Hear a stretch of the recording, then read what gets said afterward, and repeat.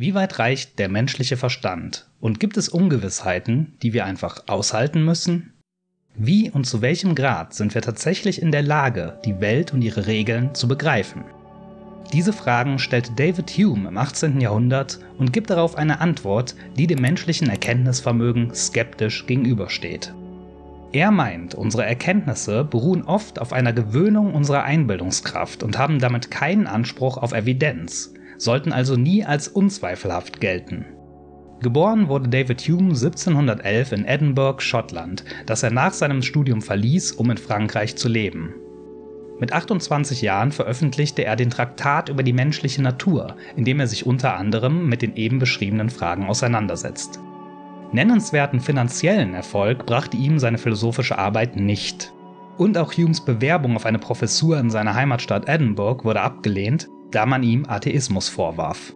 Erst mit der Veröffentlichung seiner mehrbändigen History of England wurde das Schreiben für ihn wirklich profitabel und machte ihn tatsächlich zum damals bestbezahlten Autor von Großbritannien. Obwohl Hume nicht von seiner Arbeit als Philosoph leben konnte, war sein Einfluss auf die europäische Geistesgeschichte schon damals unbestritten.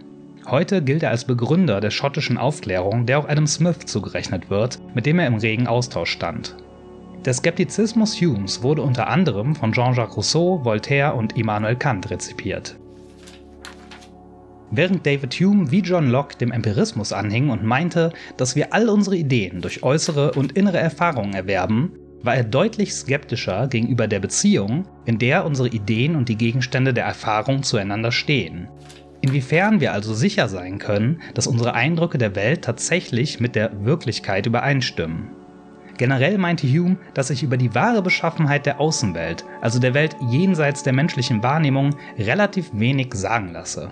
Laut Hume wissen wir eigentlich nur, dass bestimmte Eindrücke auf uns wirken und diesen Eindrücken spricht er dementsprechend auch den höchsten Stellenwert im menschlichen Erkenntnisprozess zu.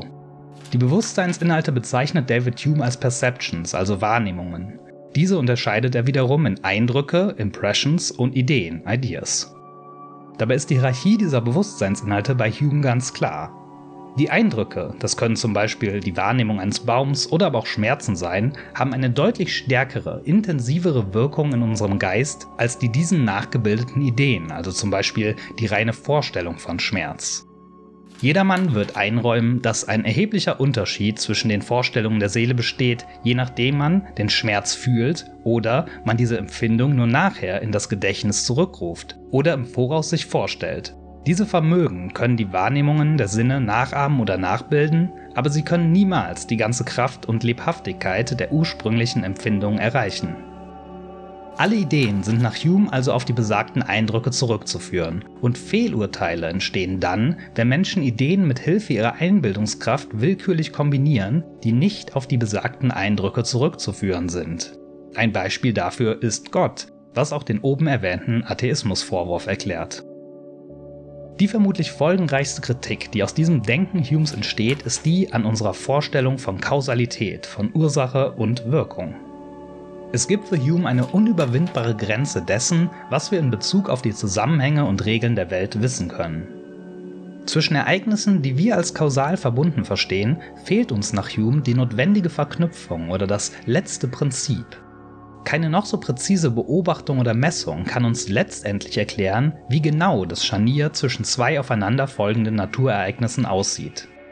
Wie es zum Beispiel funktioniert, dieses Beispiel nutzt Hume selbst, dass eine Billardkugel die andere trifft, worauf diese sich bewegt. Wir kennen allerdings nicht die Art, in der Körper aufeinander wirken.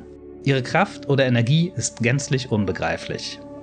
Dass Kraft und Energie völlig unbegreiflich sind, ist heute sicher schwieriger zu behaupten als im 18. Jahrhundert, aber die grundlegende Kritik hat auch heute noch Gültigkeit und wird in der modernen Wissenschaftstheorie als Humanismus bezeichnet. Bei aller Präzision, mit der wir heute kinetische Energie und deren Übertragung berechnen können, handelt es sich bei den physikalischen Regeln, die wir hinter diesen Vorgängen annehmen, doch immer noch um genau das, um Annahmen. Annahmen über zukünftige Ereignisse aus Beobachtungen und Berechnungen über Ereignisse der Vergangenheit. Letztendliche Gewissheit über die Verknüpfung von Ursache und Wirkung gibt es aber nicht. Damit kommen wir auch zu Humes Kritik am Induktionsschluss. Mit diesem Begriff ist genau das gerade Beschriebene gemeint. Aus einer Reihe von Beobachtungen wird auf eine allgemeinere Erkenntnis, zum Beispiel ein Naturgesetz, geschlossen. Wir folgern zum Beispiel, so Hume, dass morgen die Sonne wieder aufgeht, weil dies bisher jeden Morgen geschehen sei. Rein logisch betrachtet spräche allerdings nichts dagegen, dass sich bislang regelhaft wiederholende Naturabläufe plötzlich nicht mehr oder anders stattfinden. Laut Hume ist es lediglich die Gewohnheit, wegen der wir Induktions- und Kausalschlüsse ziehen. Es gibt keine endgültigen Beweise für eine unumstößliche Regel hinter den Dingen. Diesem psychischen Mechanismus der Gewohnheiten unterliege unser Verstand in weiten Teilen. Was laut Hume zwar für das Alltagsleben ausreicht und auch sinnvoll ist, in wissenschaftlichen Auseinandersetzungen sollten wir unter dieser Voraussetzung unsere Prognosen und Schlüsse allerdings mit Skepsis betrachten. Aus der Skepsis gegenüber dem, was wir über die Beziehung von Ursache und Wirkung wirklich wissen können, und der These, dass vieles, was wir vermeintlich wissen, nur Gewohnheit ist, entsteht bei Hume ein kritisches Argument, das noch heute in vielen Diskussionen zur Anwendung kommt oder kommen sollte: der Sein-Sollen-Fehlschluss. Dieser beschreibt einen Argumentationsfehler, bei dem aus rein deskriptiven, also beschreibenden Sätzen und empirischen Sachverhalten eine Schlussfolgerung darüber gezogen wird, wie gehandelt werden sollte. Aus Fakten werden also Normen hergeleitet. Ein sehr einfaches Beispiel, das auch zeigt, wie durch diesen Argumentationsfehler entscheidende Aspekte einer Diskussion unter den Tisch fallen können, finden wir in diesem absoluten Klassiker der ehemaligen Drogenbeauftragten Marlene Mortler im Interview bei Jung und Naiv. Markus, warum ist Alkohol erlaubt und Cannabis verboten? 100.000 gegen 0 Tote im Jahr. Weil Cannabis eine illegale Droge ist. Punkt. Erstens, als Prämisse dient der Sachverhalt, Cannabis ist illegal. Zweitens, daraus wird gefolgert, Cannabis sollte illegal sein. Drittens, der Fehler darin: die mindestens nötige normative Prämisse, die für diesen Schluss aber nötig wäre und die hier fehlt, ist natürlich eine Begründung der aktuellen Illegalität von Cannabis.